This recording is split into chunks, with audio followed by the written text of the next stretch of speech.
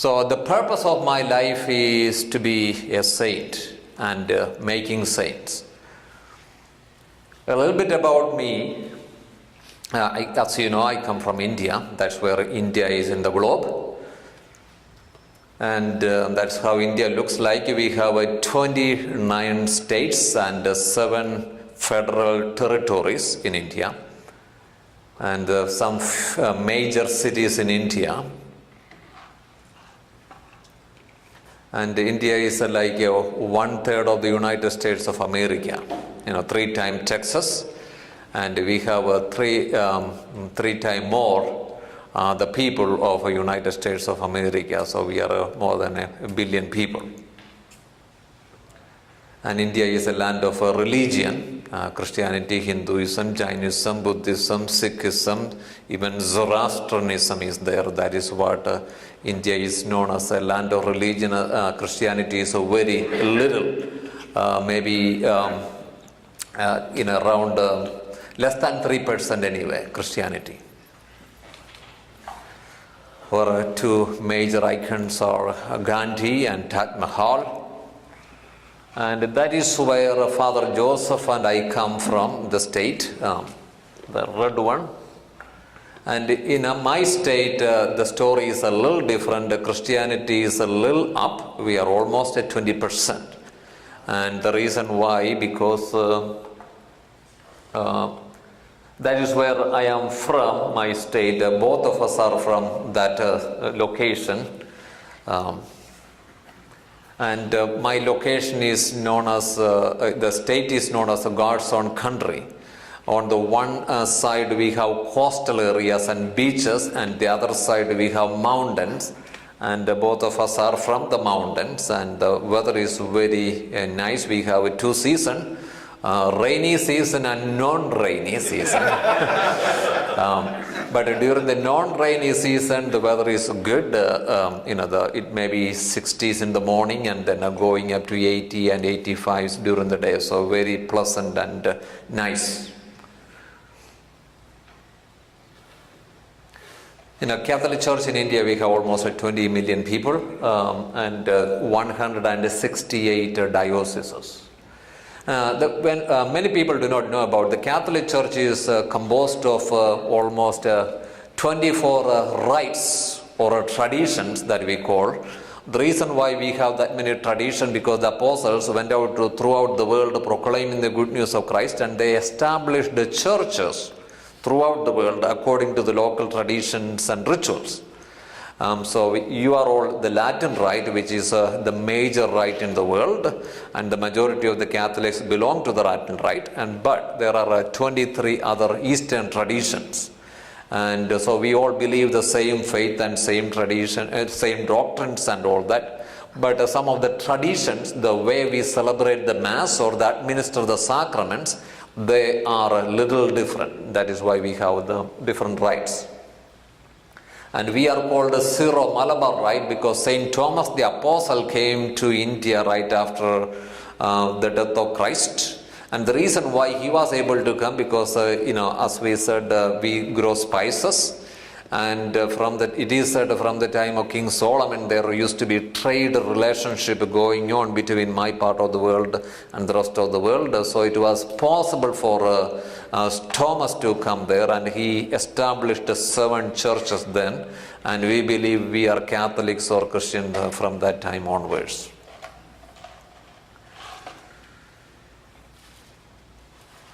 And as I said, this is our cross, because we don't have the crucifix. This is a presentation Jesus is risen. He is no longer hanging, he is risen from the dead. And look at our bishop, he is a little different. He has a different vestments and habit and all of that. A little bit about my home and my family. I come from a large family of, we are 9 children, and I have 6 sisters, and we are 3 boys.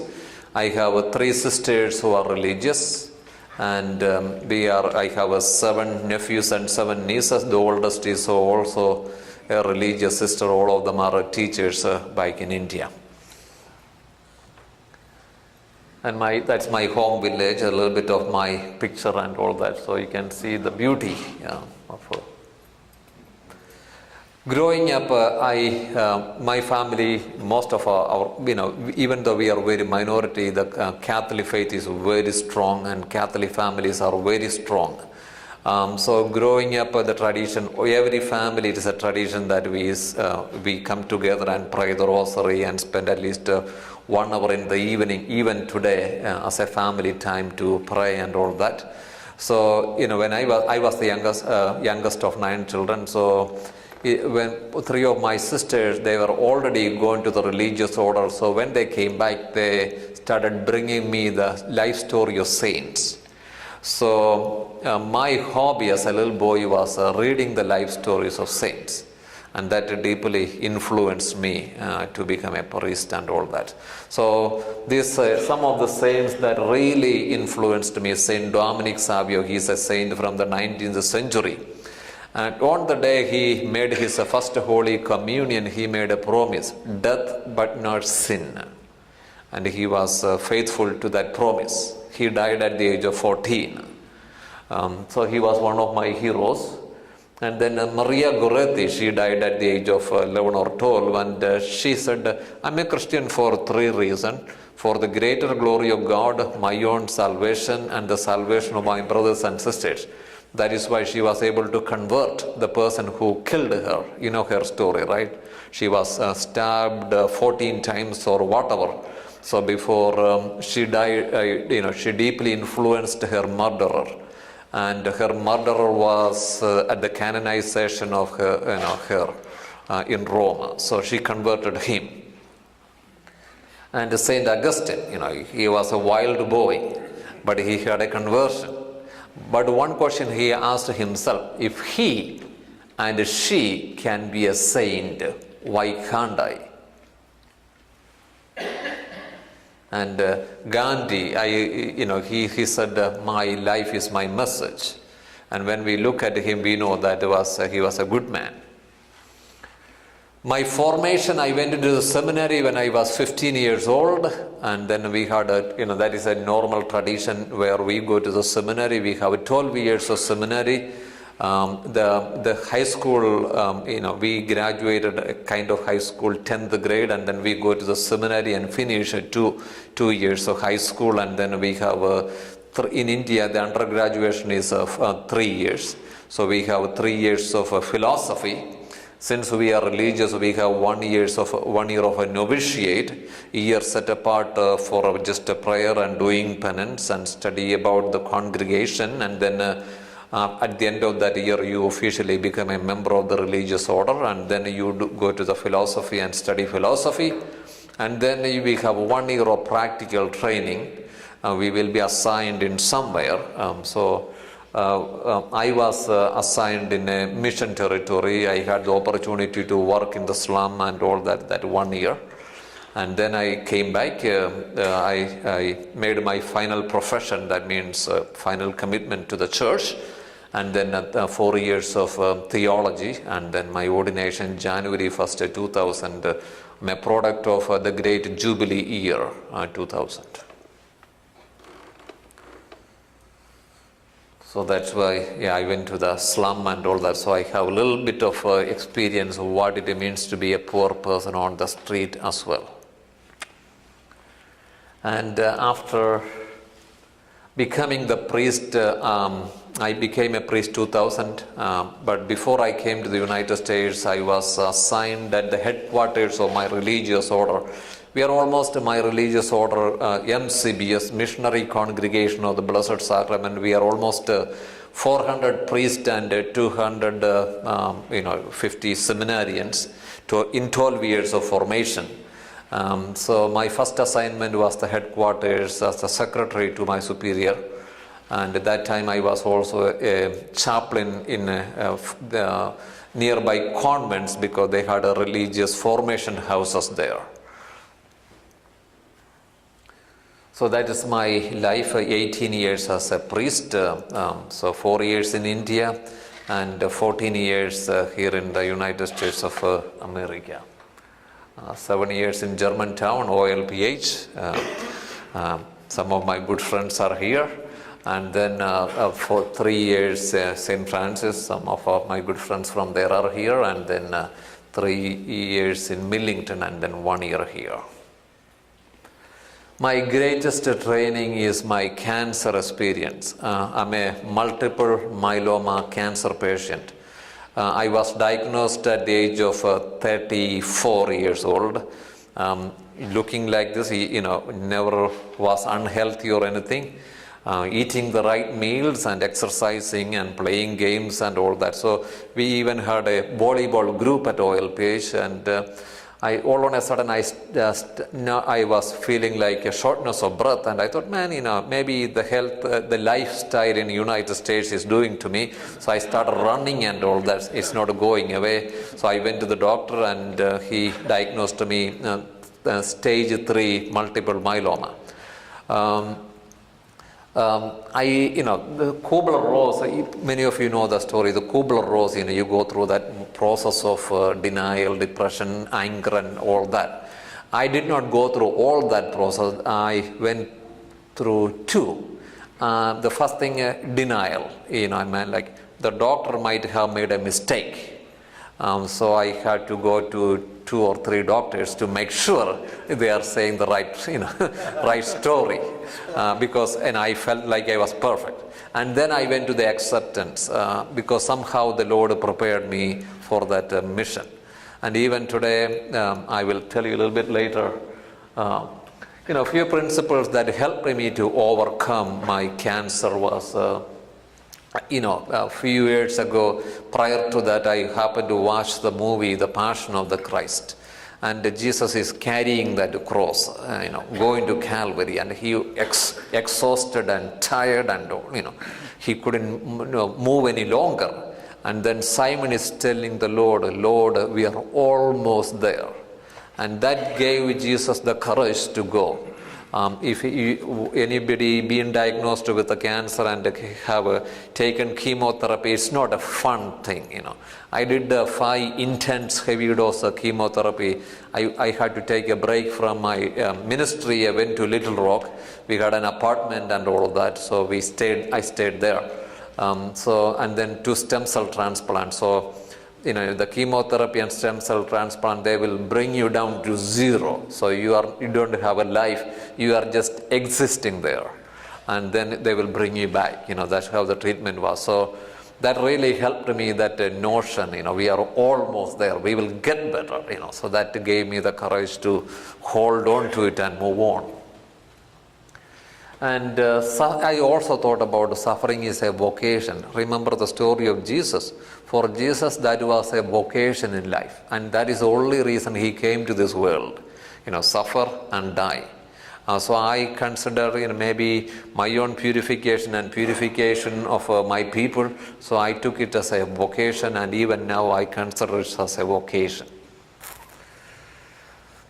And that really prepared me for my life, because as I said, I'm the youngest of 9 children. I had a hard time saying no to anybody.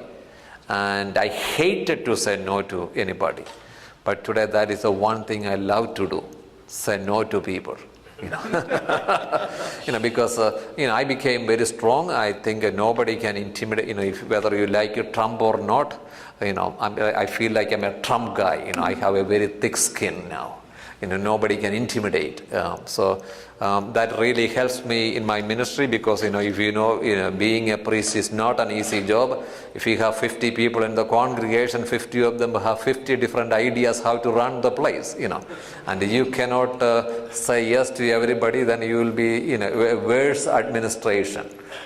So right now you pray about it, you come up with the best scenario. And if that is helping, that is helping. If not, it's not helping, And I quite often, even before I was diagnosed with cancer, I used to meditate about these kind of things. What if? What if? What if? So that really helped me and prepared me. Maybe the Lord was preparing. And a couple of things that really helped me. One lady, she is from India. She found me and she said, you are not going to die one moment before you are supposed to, and you are not going to live one moment more than you are supposed to. Then why worry? So I just enjoy my life, and I know that I will not die. Even if the doctor makes a mistake, I will not die one moment before I am supposed to, and I will not live one moment more than I am supposed to. So I just enjoy my everyday life. And the healing, going through that. I still take a medication 2 times a month. I'm taking an immunotherapy. But the whole process of healing, I believe this is what helped me. It is the right prayer, right sleeping, right eating, right exercise, and right medicine, including a lot of natural supplements and healthy diet, and also praying the Psalms. That I heard the story, somebody diagnosed with a cancer every day prayed Psalm 91, completely healed. The reason, when we read the Bible, God is speaking, right? And when God speaks, He doesn't say blah blah blah thing. He says what He means. So we hear God's blessing and claim it, and that is what happens when we read the Bible. And I have an amazing experience with the Holy Spirit too. I'm going to speak about it next week. 2 of my blessings. I never planned to come to the United States of America. Never planned, never dreamed. It was not my plan or dream. In fact, after being the secretary to my superior, he gave me an option. Hey, he wanted me to get a degree in psychology and put me in the seminary to teach. And he gave me an option. Hey, you can go to the United States or Philippines. I said Philippines, because United States is far away. I had a very bad understanding about the United States and all about, few people I heard about the United States was Paris Hilton, Britney Spears, and Michael Jackson. Those were the people I knew about the United States. So I said that I might even lose my vocation as a priest, So I was going to go, I applied in Philippines, going to go there, and a few weeks prior for my departure, my superior said my classmate was supposed to come to the Memphis diocese and he's biked off. We need to send somebody. Can you go? And I thought about it. I went to home, and my family discouraged me, but somehow I said, okay, let's go. So that's how I ended up in United States. And today, 14 years, 2 of my blessings in life coming to the United States, and my cancer experience. I don't know, you might think I'm a little crazy man, but my cancer experience I consider as one of the greatest blessings, because I set my priorities in life. I'm ready to go to heaven today. I'm pretty much a happy person. So it really taught me important lesson as a Christian, as a follower of Christ, and as a priest. And as I said, I became a very strong person in Christ Jesus. And as I said, I felt like I was specially handpicked. My vocation as a priest, God, Jesus specially called me, chose me. Because I did not choose Him, He chose me. So likewise, my cancer experience also, I feel like Jesus specially handpicked me. And there is a reason. Now I'm a man with one mission in life, going to heaven, being a saint, and taking as many people as I can. And so that's my mission, living the gospel, and that is my message to you today. Whatever you go through in life, God has a plan and a purpose, and our challenge is to cooperate with the grace and the plan of the Lord. And then no matter what you are going through, even if you are on the cross, crucified, we can just be happy people. And each and every one of us has a mission.